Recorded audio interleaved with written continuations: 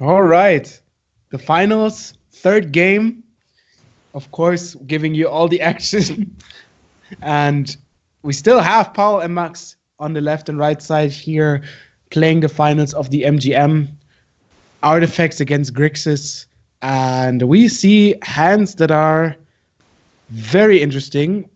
Max's hand seems kind of clunky, but has the powerful deck, as you mentioned, is one of the best cards. In the matchup, I would say. Deck Faden.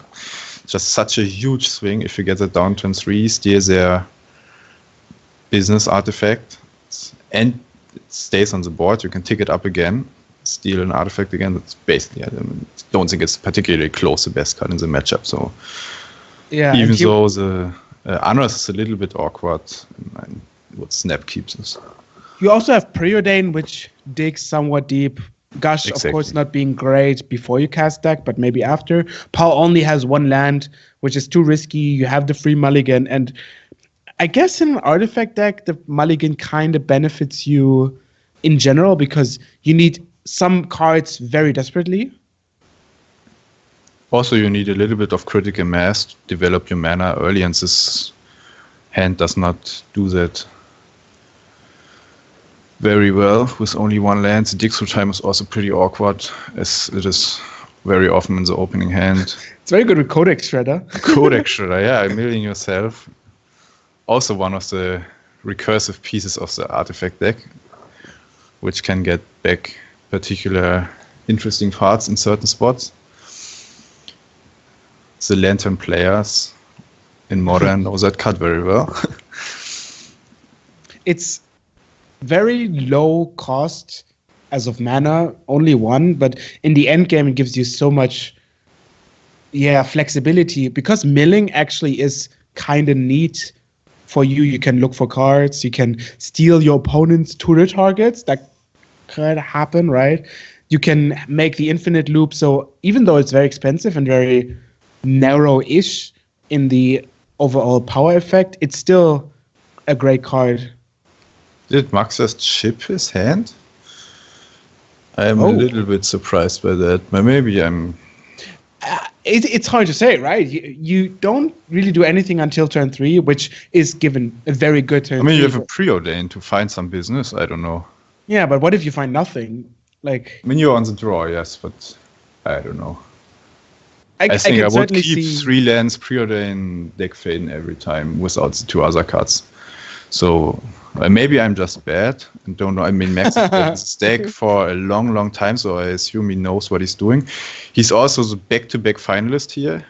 Ooh, he won the prior MGM with the same list, not the exactly same list, but 96 cards.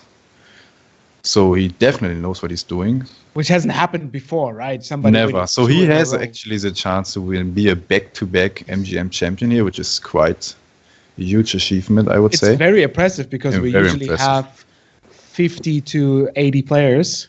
Exactly. We had over 90 in Halle, and he won the tournament, and now he's back here in the final. So he's doing something right, and his deck is obviously well built. And if he decides to take this mulligan, we will trust that it's the right decision, I think. Paul, of course, very happy with his 7, which includes a mana ramp, a ponder, some more mana. See, Deck Faden likes him very much, it seems, so he has it in his opening hand again. Ooh, and a Pyroblast. And a Pyroblast. Also a Dismember. And a Tombstalker, which is quite far off. Deck kind of facilitates Dave spells, but then the game has to go a little bit later, which is not a given against Academy, which can kill you on turn 2, which happened quite a lot against me, actually. Oh. But it's not very, very consistently at killing turn 2. It has a potential, but Pyroblast is also hit or miss. You can hit some draw 7s, but you have to pray that the draw 7 is not Wheel of Fortune, I guess. The few cards that look for something are blue or black, so you kind of hit some of those. There are no counter spells in Paul's deck, right? It's not as if I don't think he's so. fighting back with, I don't know, as you said, negate or spell pierce or something like that. Yeah, he has defense grids. This is basically his primary measure, I think, against counter spell decks. All right, here we see Talisman of Progress and Ponder, looking for some business. With 2 cards in hand, I would have been tempted to Pyroblast the Ponder here, I think. As we said, there aren't many cards that are blue and targets, but there are some which are very potent, and we know that Max doesn't have a different counterspell right now, so... Yeah, I mean, he's obviously... I get why he would not Pyroblast this, because the easiest way to lose here is just get Twisted out of the game. We basically get Time Twister to resolve. So here it was Rise-Fall, which is very interesting and, in my opinion, very strong and underplayed card. What does that do? It's a split card from Dissension, I believe. It is one side is, which we will cast here, I think, is red-black. It's basically a Hymn to Torak where you get to keep the lands. So you basically choose 2 cards at random, and every non-land card gets discarded. And the other part is Fall, which is an instant. I believe, might be sorcery as well, blue-black, and you get to bounce a creature back to an owner's hand and return a creature from your graveyard to your hand. So basically you can, for 2 mana, bounce a creature an opponent controls and get a creature from your graveyard back to your hand. Oh, that's strong. For 2 mana, that is very strong. So it's a raise that and an unsummon as one. Exactly. You can do very dirty stuff. You can also just unsummon your own Snapcaster, get back Baleful Strix, stuff like that for 2 mana. That card is super strong in my opinion. Nice. And obviously, on the other side, being a Hymn to Torak that hits business is also not that bad. So, which is awesome because it has some applications against creature deck, but also against, like here, combo decks. It's fairly strong. Yeah. So we see Caracas got hit. He gets to keep that. 66% chance of not discarding 2. And here we see, bam, Hedron Archive. Hedron Archive. Yeah, and that's a business artifact you want to steal here, I think, with the deck. That's going to be a quite huge play here. Yeah. Tap it. So yeah. Now Paul is sitting there with Mana Sphere and 1 card in hand, which is more mana. And his card draw basically got taken away by the deck. So. Yeah, now you really hope to actually cast the Gilded Lotus, because then you might find something that is relevant next turn. But deck feels so brutal because he also draws now all the counter spells he needs. Gets to discard his dead removal to the deck. The card is just insane against artifact-based decks, yeah. Because most of them don't have creatures. You can get rid of your removal, steal the artifacts, draw into cards that interact with the Academy decks. Yeah, and Max now also knows that plus 2 mana, also not that bad, right? There's no card in Paul's hand, so all the counter spells are actually like time walks at this point, right? Exactly. See Jace and Mana Leak, which are kind of not good enough. Paul has a lot of mana, and there's still no hard counter. So if Paul draws anything like a Memory Jar, well, not Memory Jar, that's stifled, but like a Wheel of Fortune, maybe a Demonic for a Crucible or something that really gets him going on the value chain, that could still, something that deck removed would also be a great start. Yeah, exactly. But his outs are very limited right now because he has to play against Mana Leak, so he has probably a lot of mana, but also Stifle and Pyroblast. So his outs are right now not the blue draw 7s and not the artifact-based draw 7s, because Stifle can get rid of these, and obviously Pyroblast takes care of the blue cards he could draw. Expedition Map's not a bad one. Yeah, here we see also like a very neat tellish thing, because Max kept red-black open, right? This is not random. This is not an accident. Yeah, but also it tells, like, usually if you have nothing, you would keep the blue, right? There are many more spells that you have for blue. Exactly, yeah. Here, Max decided that he rather wants to keep up Pyroblast instead of Stifle, which is probably correct. Yeah, but Power probably knows what's up right now. And obviously gets punished here because he could stifle his expedition map. So now you can get Inventor's Fair, which looks for 4 mana, and then you can cast something for 2, which is unfortunately exactly 1 shard that you want because you would like to go to Crucible again. But also there's this deck, because now when deck loots again, he can still steal something. And there's a clock, and it doesn't look good for power. No, there's an onboard deck Faden with a minus activation. It's very, very scary. He decides to take it up, agree on that. Mana's not a bottleneck for power right now, so stealing like the Gated Lotus is not something you really want to do right now.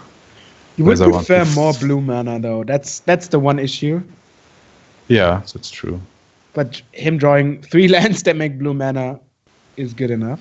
Yeah, he also wants to find some hard counter spells for reassurance here. Right. Mana Leak is probably not going to do it. Tombstalker hits for 5, and Paul then cracks the Inventor's Fair, probably. Well, all right. Stifle says nope. Stifle has been huge in this matchup, by the way.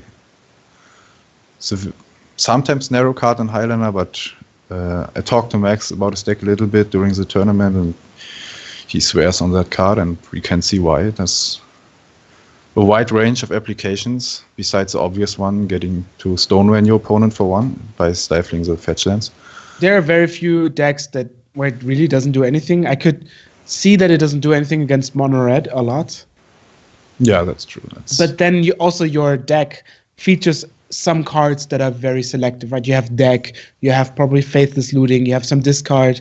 So you can afford sometimes to play those spells, which are really, really high impact in a lot of games. Exactly. Grixis is basically the decks that can get away with a lot of situational cards because of the decks and the looting. He is also playing Misstep, which is a very situational card. Grixis is very good at making use of these cards by discarding them and turning them into other cards. Yeah, you see like huge efficient Dave threat beating Paul down with disruption backup. Basically the recipe we talked about multiple times now, which is, and the deck obviously threatens to steal anything Paul puts on the table. It's a very, very bad spot for him right now because can't really develop any good artifacts because they will just get stolen. And Pyroblast covers most of the draw 7s, or at least 2 of them. So is there any way Paul can get out of this from this point? Yeah, with a business artifact. Like if he draws Staff of Domination with all his mana, he decides to steal the Gilded Lotus. Does Volcanic Key count as a business artifact? Yeah, not really in this spot. Nothing to do with it. I mean, yeah, he can untap his Demir Signet if he wants. It's not really value. And then reluctantly passing the turn again, saying, well, that's all I got. Actually, I think it's a mistake to steal the Gilded Lotus here. I think you wanted to go for the Zuran Orb. If he doesn't sacrifice lands, you have lethal with end of turn Snapcaster and Creeping Target. That's neat. And here we go. Paul concedes. Exactly. He was not dead on board yet because of the Zuran Orb, but I mean, he knows basically what's up. Well but I think done. he gave him out. But well played by both players, I would say. Max winning back-to-back MGMs is incredible. Super, super impressive feat. And I think, actually talking about the deck for a second here, I think that this is a direction that most blue decks will go. Very low to the ground, basically Deva style, only efficient cards, low curve, most efficient spells you can play in the colors. And I think he a little bit pioneered the deck. I mean, he was basically the first who played Gush in the deck. And he's a very, very well-deserved champion. He knows his deck very well. And I think he also sets the direction blue decks will go in the future on Highlander, in my opinion. Also, of course, congratulations to Paul making the final. Very, very skilled player. And if you want to play Highlander, there's the new MGM 15 happening very soon, probably around May-ish. And yeah, come and join us. Exactly. Always great to welcome new people into our community and see new faces. And I mean, we are obviously going to say this, but it's a great diverse format and it's a lot of fun. I think we could see some nice interactions here you don't get to see in other formats. That's basically the draw to Highlander right now, right? So. All right. Thank you for watching. Thank you for the players, the judges. Thank you for making the commentary with me here. It's been great, and see you next time.